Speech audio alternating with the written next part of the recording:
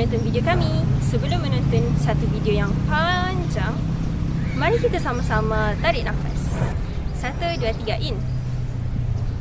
Out. Pernahkah kamu terfikir berapa banyak udara yang kita sedut dalam satu hari?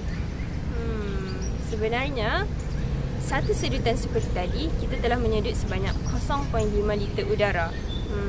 Kalau udara ini ditukarkan dalam bentuk air, berapa liter pula air yang kita perlukan dalam sehari? Kalau hari ini kita minum sebanyak 2 ke 3 air dalam sehari, jika udara adalah air, maka kita akan minum air beribu-ribu liter dalam sehari. Bayangkan, mungkin kita akan jadi buncit kerana air. Okey, untuk itu sebenarnya beruntunglah kita sebagai manusia kerana telah diberikan satu anugerah yang besar, iaitu hutan. Hutan sebenarnya memainkan peranan penting bukan sahaja kepada alam sekitar, haiwan-haiwan, tetapi khas diciptakan kepada manusia. Hutan sebenarnya bukan sahaja memberikan oksigen kepada kita, tapi kebanyakan produk-produk seperti ubat-ubatan, kertas dan juga makanan sebenarnya bermula daripada hutan itu sendiri. Okey, dalam video ini kita akan membincangkan tentang peranan hutan kepada alam sekitar, kepada manusia dan juga akibatnya jika kita mengabaikan kesihatan hutan. Okey, untuk tahu lebih lanjut, boleh stay tune.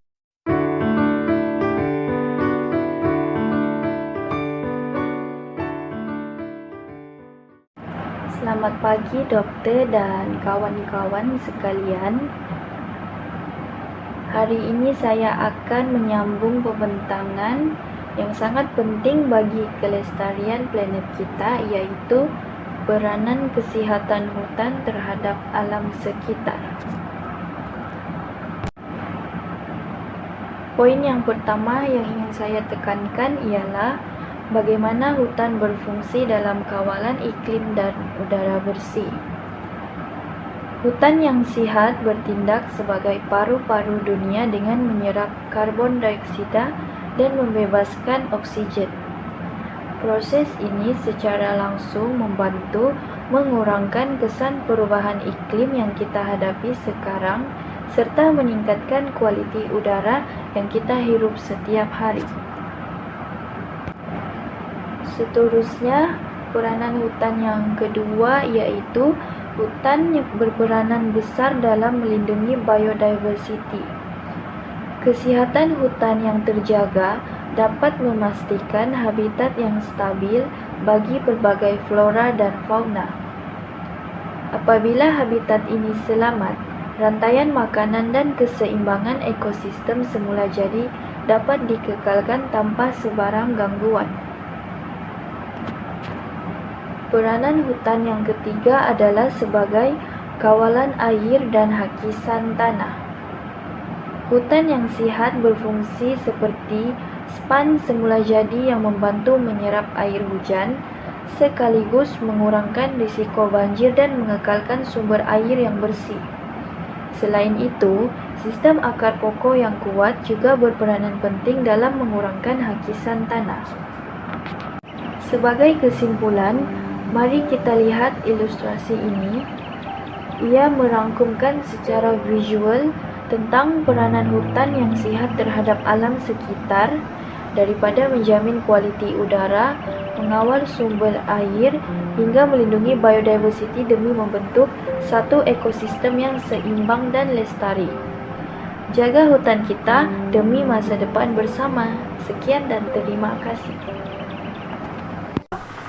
Untuk permulaan, saya akan bincang tentang hasil hutan bukan kayu ataupun NTFP lah.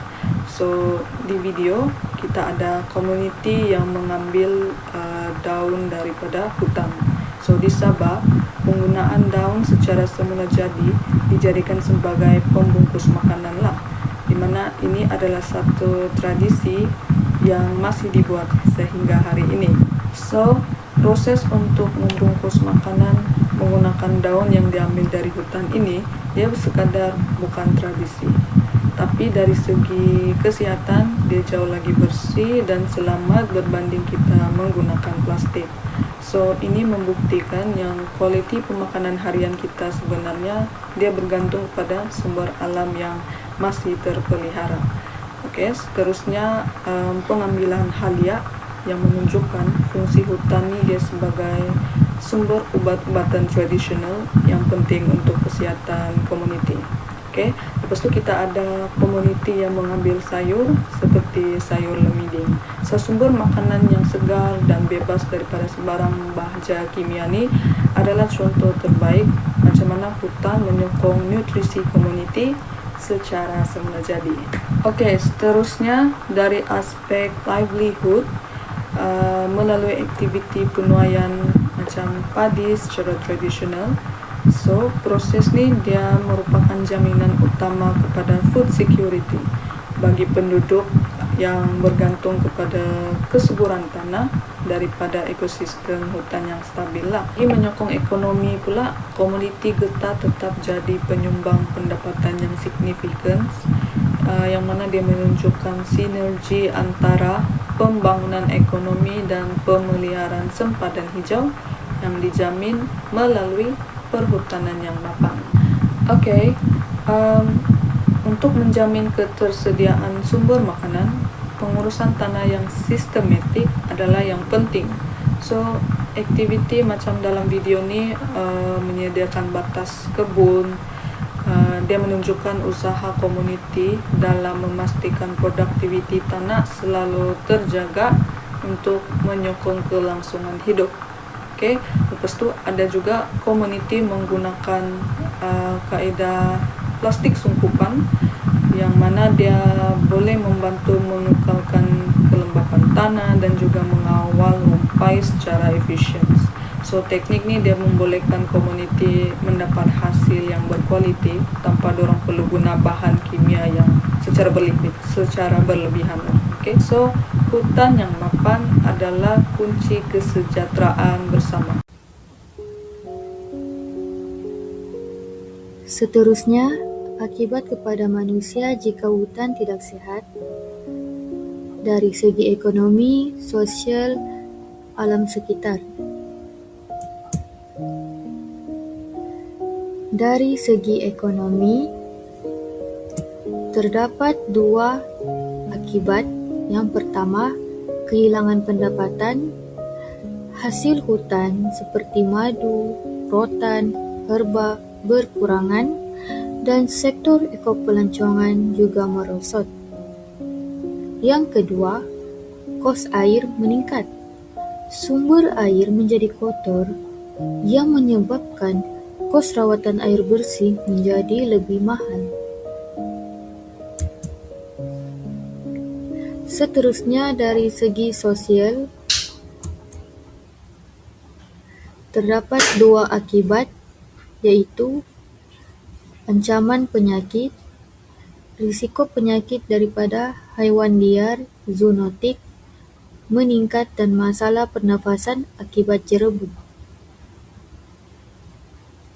Dan juga kehilangan warisan, masyarakat terutamanya orang asli kehilangan identiti budaya dan pengetahuan ubat-ubatan tradisional. Seterusnya dari segi alam sekitar, terdapat dua akibat. Yang pertama, bencana alam, kekerapan, kejadian banjir kilat dan tanah runtuh kerana ketiadaan pelindung semula jadi. Kedua, pemanasan global, suhu persekitaran meningkat mendadak kerana hutan tidak lagi mampu menyerap haba dan karbon.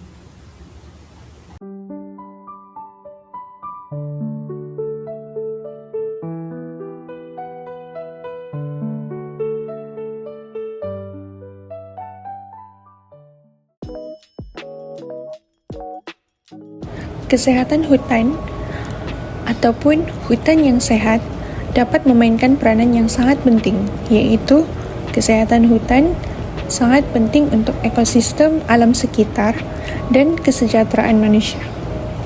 Hutan yang sehat juga dapat memberikan manfaat seperti pengurusan karbon yang baik, perlindungan biodiversiti, dan pengawalan suhu serta hujan.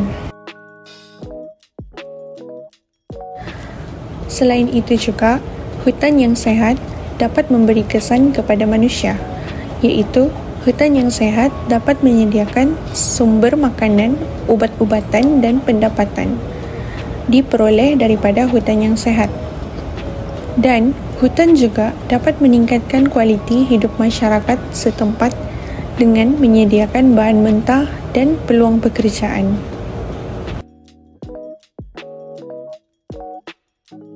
Oleh itu, secara ringkasnya, amatlah penting untuk kita menjaga kesehatan hutan kerana hutan yang tidak sehat dapat memberikan kesan yang buruk. Dari segi ekonomi, kesannya adalah kehilangan sumber pendapatan, terutamanya bagi komuniti yang bergantung pada hasil hutan. Seterusnya, kesan terhadap sosial, iaitu menyebabkan kemiskinan, kehilangan tempat tinggal dan hilangnya warisan budaya. Akhir sekali, hutan yang tidak sehat juga dapat memberi kesan buruk dari segi alam sekitar, iaitu berlakunya ketidakseimbangan ekosistem yang membawa kepada bencana alam yang lebih kerap seperti banjir dan tanah runtuh.